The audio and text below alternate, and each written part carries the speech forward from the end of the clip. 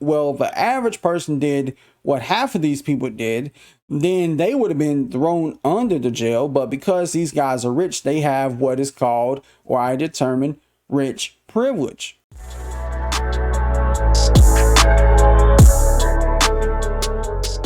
What up, YouTube? H-Dog going to be talking about this whole fiasco that's ongoing with Donald Trump being involved with the RICO case, as well as 18 other people. Now, the most interesting and baffling part of all this, everyone except one of the defendants who was charged and had mugshots taken was the only one that was left in jail. Specifically, Harrison Floyd, who has said he don't even have enough money to really afford his own lawyer. And apparently this could have something to do with an incident that occurred back in May where he assaulted an FBI agent, which he downplayed as nothing more than a misdemeanor. And of course, if you do a simple Google search, it'll tell you that it's a federal crime to assault any federal officer, agent, or employee of a U.S. government agency or member of the uniformed services.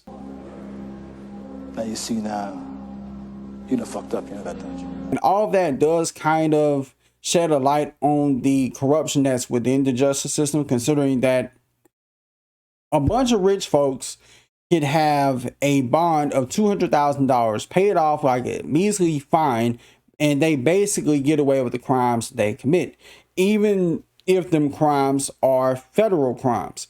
And you sitting back and think, well, if the average person did what half of these people did, then they would have been thrown under the jail. But because these guys are rich, they have what is called, or I determine, rich privilege, including Donald Trump, who just had to pay a measly $200K, which to him is a drop in the bucket.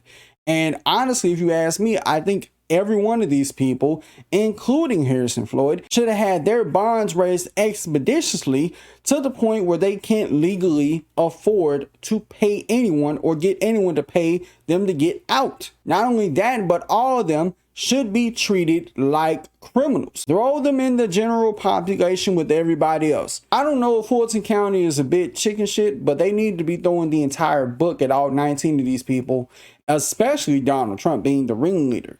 And you would think because of everybody playing a key role in this, you would have thought that they would have had their buddy, their good old pal Harrison Floyd's back. But apparently they don't. And it is interesting that these RICO charges have been brought up against all 19 of these people, including Trump, after Trump tried to lead with a hearsay rebuttal saying, well, oh, this district attorney of yours has been sleeping with a local gang member, even though he can't factually prove it.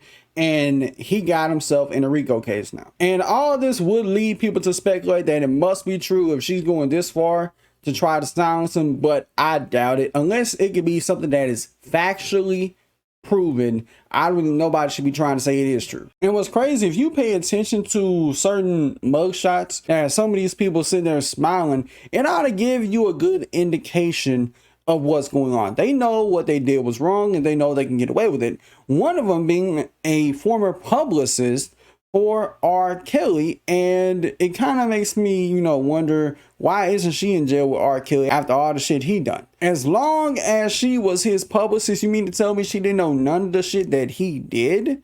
And she just skates by without being charged criminally, having no involvement with R. Kelly? I think she has something to do with R. Kelly, but that's a whole separate case. As well as everybody else here that is smiling, knowing that, yeah, I did it, I can get away with it, I can pay my dues and go back home like nothing happened. I can't wait till we get back to the place in time where rich folks actually did a criminal time. There was a time where if you did some crooked shit, you paid for it dearly. I think it's about time we go back to them days. Because it's sad in America, the only way a rich person can do jail time is if they get involved with children. That's the only thing that could really lock them up, really. If they have a list of felony charges as long as the Mississippi River like Donald Trump has, then I guess it's fine. Can you find the wolves in this picture? But enough from me. That's my little TED talk about this whole thing. Let me know what you think about this in the comments. Till next time, it's been H-Dog here, and I'm out. Peace.